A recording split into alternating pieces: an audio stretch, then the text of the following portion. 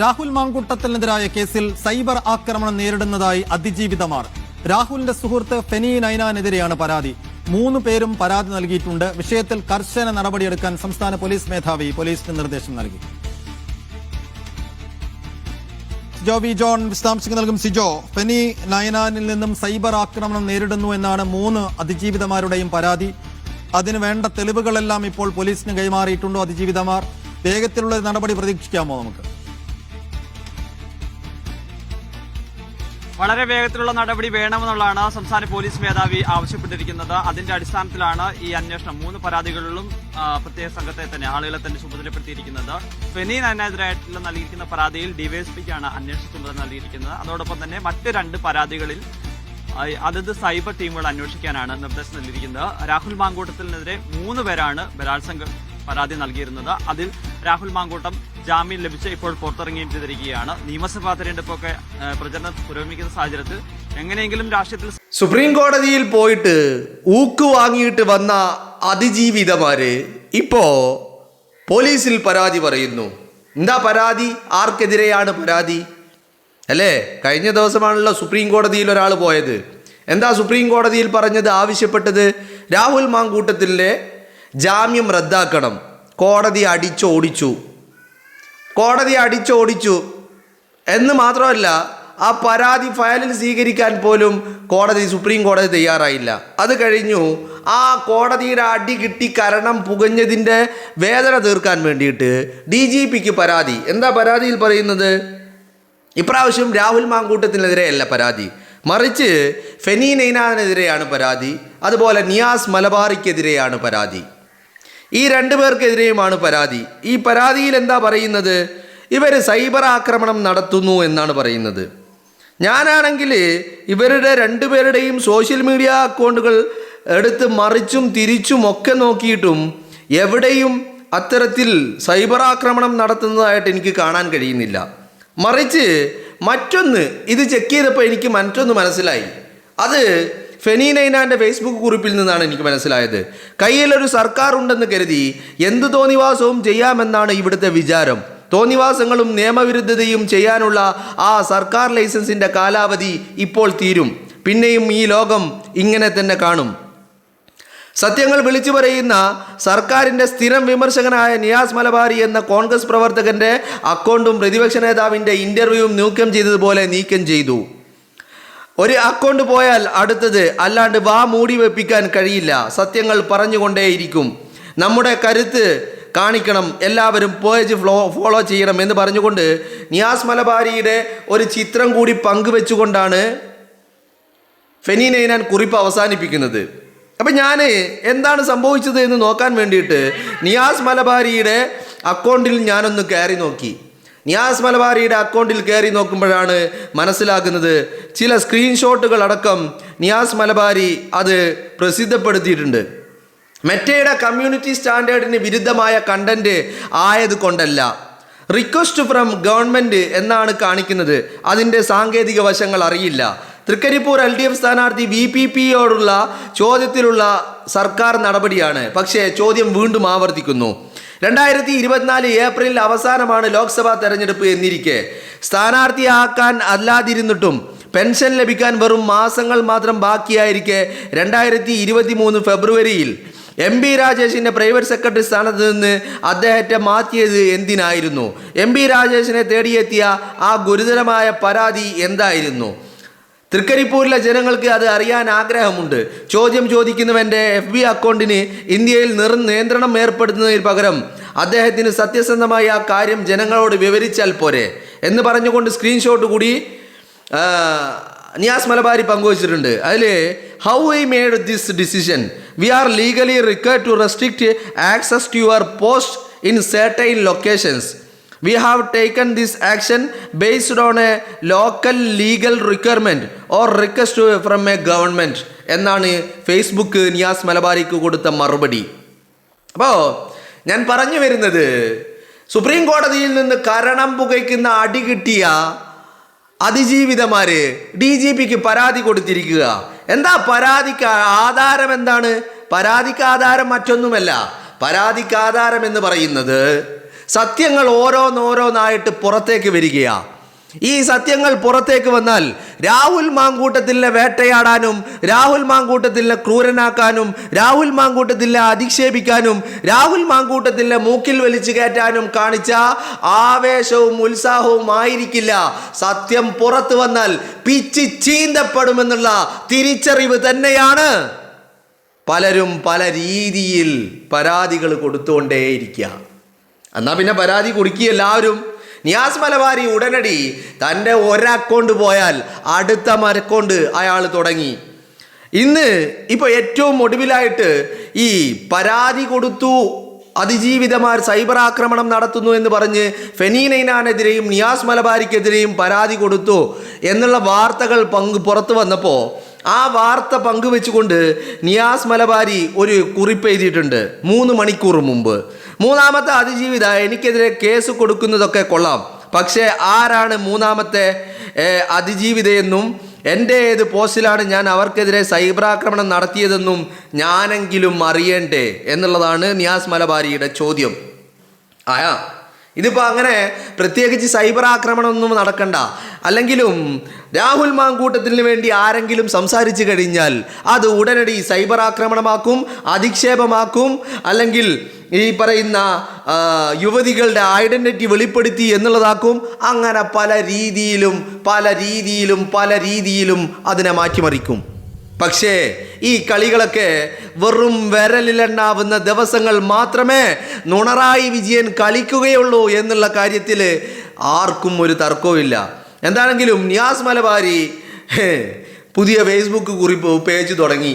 ഒന്ന് government request പ്രകാരമാണ് പൂട്ടിയതെന്നാണ് Facebook പറയുന്നത്. എന്നാൽ മണിക്കൂറുകൾ കൊണ്ട് 5000 ഫോളോവേഴ്സ് എത്തിച്ചു എന്ന് മാത്രമല്ല 10,000-ലേക്ക് നീങ്ങുകയാണ്. നമ്മൾ ഈ സംസാരിച്ചു കൊണ്ടിരിക്കുന്ന സമയം 8.9 എന്നുള്ളതിലേക്ക് എന്ന് പറഞ്ഞാൽ ഒരു 9K നിയാസ് മലബാരിയുടെ ഫേസ്ബുക്ക് കുറിപ്പ് എത്തിയിട്ടുമുണ്ട്. മാത്രവുമല്ല 10K ആയിക്കഴിഞ്ഞാൽ തൃക്കരിപ്പൂരിലെ VPP മുസ്തഫയെക്കുറിച്ചുള്ള ഒരു ബോംബ് പൊട്ടിക്കാനുണ്ട് എന്ന് അദ്ദേഹം ആവർത്തിച്ച് പറയുന്നുമുണ്ട്. ഒരു മേബി ഈ അക്കൗണ്ടും അയാളുടേത് മേബി പൂട്ടിച്ചേക്കാം. പൂട്ടിച്ചാലും ശരി, ഇല്ലെങ്കിലും ശരി, പരാതി കൊടുത്താലും ശരി, ഇല്ലെങ്കിലും ശരി, സത്യങ്ങൾ വിളിച്ചു പറയുമ്പോൾ പലർക്കും പൊള്ളുന്നുണ്ട്. മറ്റൊന്നും കൊണ്ടല്ല. കാരണം AKG സെൻറ്ററിൽ നിന്ന് ആരോ ഒരു പരാതി എഴുതിയുണ്ടാക്കി.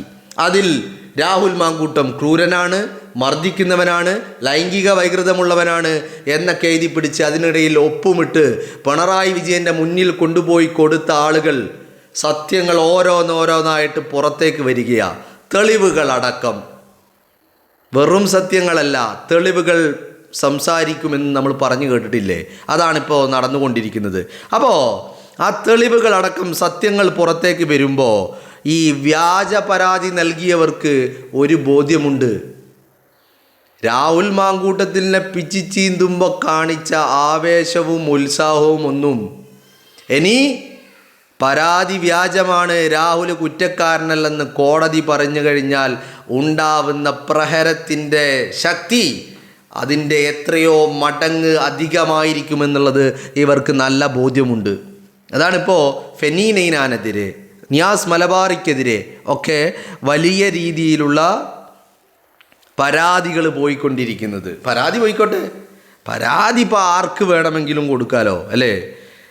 നിയാസ് മലബാരിയുടെ അക്കൗണ്ടും ഫെനി നൈനാൻ്റെ സോഷ്യൽ മീഡിയ അക്കൗണ്ടുമൊക്കെ നമ്മുടെ മുമ്പിലുള്ളപ്പോൾ പരാതികൾ എത്ര വേണമെങ്കിലും പോക്കോട്ടെ, കുഴപ്പമില്ല. പക്ഷേ ഈ പരാതികൾ എവിടെ നിന്ന് വരുന്നു, എന്തുകൊണ്ട് വരുന്നു എന്നൊക്കെയുള്ളത് വളരെ കൃത്യമായിട്ട് അത് തിരിച്ചറിയാനുള്ള കഴിവ് സമൂഹത്തിനുമുണ്ട്, ജുഡീഷ്യറിക്കുമുണ്ട് അല്ലേ?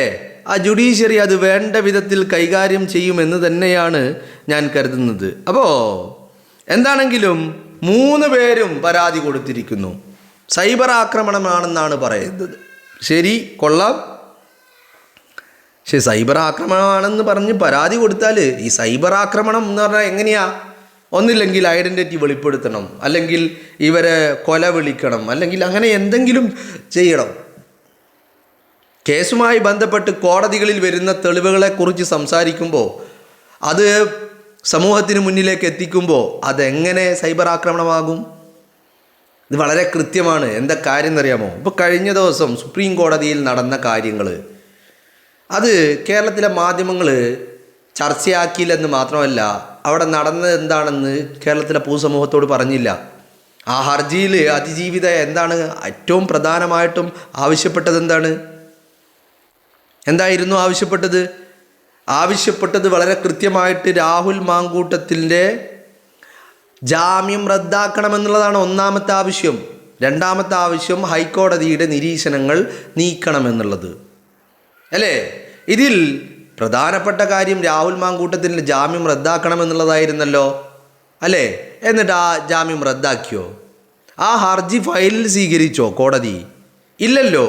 ആ ഹർജി ഇങ്ങനെ ചുരുട്ടിക്കൂട്ടി വേസ്റ്റിലേക്ക് ഇടുകയല്ലേ ചെയ്തത് അല്ലേ? ഡസ്റ്റ്ബിന്നിലേക്ക് ആ ഹർജി ചുരുട്ടിക്കൂട്ടി കോടതി ഡസ്റ്റ്ബിന്നിലേക്ക് ഇട്ടു. അപ്പോൾ ആ വാർത്ത ജനങ്ങളിലേക്ക് എത്തിയില്ല. പകരം ഇത്തരം ഫെനി നൈനാൻ്റെ അക്കൗണ്ടിലൂടെ ആ വാർത്ത പുറത്തേക്ക് വരികയാണ്. കോടതിയിൽ നടന്നതിൻ്റെ യാഥാർത്ഥ്യം എന്താണെന്ന് ജനങ്ങളിലേക്ക് എത്തുകയാണ്. അപ്പോൾ ഒരു അജണ്ടയുണ്ട്. ഇനി ഈ പറയുന്ന പരാതിക്കാരികൾക്ക് തിരിച്ചടിയാവുന്ന ഒരു രീതിയിലുള്ള ഒന്നും പുറത്തേക്ക് വിടരുത് എന്നുള്ള അജണ്ടയുണ്ട്. ആ അജണ്ടകൾ ഇവർ പുറത്ത് വിട്ടില്ലെങ്കിലും ഫെനി നൈനാനും നിയാസ് മലബാരിയും പോലെയുള്ള ആളുകൾ അത് പുറത്തേക്ക് വിടുമ്പോൾ എന്താ സംഭവിക്കുന്നത്? ഈ പരാതിയുടെ ജെന്യൂനിറ്റിയും ഈ പരാതിയുടെ യാഥാർത്ഥ്യവും ജനങ്ങൾ മനസ്സിലാക്കുക. അങ്ങനെ മനസ്സിലാക്കാതിരിക്കാൻ വേണ്ടി, ഇത്തരം വാർത്തകൾ പുറത്തേക്ക് വരാതിരിക്കാൻ വേണ്ടിയാണ് ഇപ്പോൾ ഈ പരാതി പോയിരിക്കുന്നത്. മനസ്സിലായില്ലേ? മാധ്യമങ്ങൾ എന്തായാലും അത്തരം വാർത്തകൾ കൊടുക്കില്ല. കാരണം എന്താ? അവരുടെ പോക്കറ്റിലേക്ക് ലക്ഷങ്ങളും കോടികളും വന്നിട്ടുണ്ട്. മനസ്സിലായില്ലേ? അപ്പോൾ അത് എത്തിക്കുന്ന ആളുകൾ എത്തിക്കാതിരിക്കണം, അതിനെ തടയണം. മറ്റുള്ളവർ അത് എത്തിക്കാൻ പാടില്ല ജനങ്ങളിലേക്ക്. അതിനെ തടയാൻ വേണ്ടിയിട്ടാണ് ഇപ്പോൾ ഇത്തരത്തിൽ ഇങ്ങനെ ഒരു പരാതിയുമായിട്ട് ഇവറ്റകൾ ഇറങ്ങി പുറപ്പെട്ടിരിക്കുന്നത് എന്നുള്ളതാണ്. എന്തായാലും നല്ല ചേലുണ്ട് കാണാൻ എന്ന് മാത്രമല്ല, ഇവറ്റകളുടെ കരച്ചിൽ കേൾക്കാനും എന്തൊരു രസമാണെന്നറിയാമോ? നല്ല രസമുണ്ട് ഈ കരച്ചിൽ കേൾക്കാൻ. വേറെ ലെവൽ ഒരു സാറ്റിസ്ഫാക്ഷൻ ഉണ്ട്. നമ്മൾ ചിലപ്പോൾ ക്രിമി അടിക്കുമ്പോൾ നന്നായിട്ട് വിരലിട്ടിട്ടൊന്ന് ചൊറിഞ്ഞു കഴിഞ്ഞാൽ കിട്ടുന്ന ഒരു സുഖമുണ്ടല്ലോ അല്ലേ? ആ ഒരു സുഖം അതുപോലെയാണ് ഇവറ്റകളുടെ കരച്ചിൽ കേൾക്കുമ്പോൾ ഇപ്പം നമുക്ക് കിട്ടുന്ന സുഖമെന്ന് പറയുന്നത്. എന്താണെങ്കിലും സത്യം മറ നീക്കി പുറത്തേക്ക് വരികയാണെന്ന് പരാതിയിൽ ഒപ്പിട്ട് കൊടുത്ത ആൾ, പരാതി കൊടുത്ത ആളെന്ന് ഞാൻ പറയില്ല. കാരണം പരാതി കൊടുത്തവരൊന്നും ഇവരൊന്നുമല്ല. പരാതി ഉണ്ടാക്കിയതും എഴുതിയതും ഡ്രാഫ്റ്റ് ചെയ്തതുമൊക്കെ മറ്റു പലരുമാണ്. ഇവർ പരാതിയിൽ ഒപ്പിട്ടവർ. പരാതി ഒപ്പിട്ട ഇവറ്റകൾക്ക് ഒരു കാര്യം ബോധ്യമായിട്ടുണ്ട്: സത്യം മറ നീക്കി പുറത്തേക്ക് വരികയാ. ഇനി അതിന് കൂടുതൽ കാലം താമസമില്ല. ഒന്ന്. രണ്ടാമത്തേത്, കോടതി രാഹുലിനെ കുറ്റക്കാരനല്ലെന്ന് കണ്ടെത്തുകയും ചെയ്യും. 3. അങ്ങനെ രാഹുൽ കുറ്റക്കാരനല്ലെന്ന് കോടതി വിധിച്ചു കഴിഞ്ഞാൽ പിന്നീട് അങ്ങോട്ട് നടക്കാൻ പോകുന്നത് അണുബോംബാക്രമമായിരിക്കുമെന്നുള്ളതാണ് ഇവർക്ക് മനസ്സിലായിട്ടുള്ളത്. ആ തിരിച്ചറിവുകൾ തന്നെയാണ് ഇപ്പോൾ ഇത്തരത്തിലുള്ള പല പരാതികളുമായിട്ട് ഇവർ പോലീസിൻ്റെ മുന്നിലേക്ക് എത്തുന്നത്. അതും ഈ അവസാന ഘട്ടത്തിൽ എന്ന് പറഞ്ഞാൽ തെരഞ്ഞെടുപ്പ് ഇങ്ങനെ വന്നു, കാലാവധി തീരുന്നു, ഏപ്രിൽ 9 കഴിഞ്ഞാൽ അടുത്ത ആളുകൾ ഈ പറയുന്ന അധികാര കേന്ദ്രത്തിലേക്ക് നടന്നു കയറും. അത് പിണറായി വിജയൻ ആയിരിക്കില്ല എന്നുള്ളതൊക്കെ നല്ല ബോധ്യമുള്ളത് കൊണ്ട് തന്നെയാണ്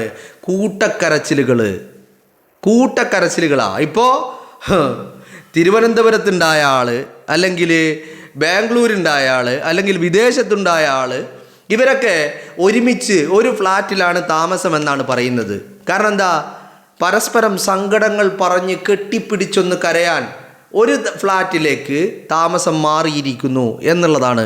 അതുകൊണ്ട് തന്നെയാണല്ലോ 3 പേരും ഒരുമിച്ചാണ് ആർക്ക് പരാതി കൊടുത്തിരിക്കുന്നത്? DGPക്ക്. മനസ്സിലാവുന്നുണ്ടോ നിങ്ങൾക്ക്? ഒരു സെൻറ്ററിൽ നിന്ന് 3 പേർക്കും ഫോർവേഡ് ചെയ്ത് കൊടുത്തു.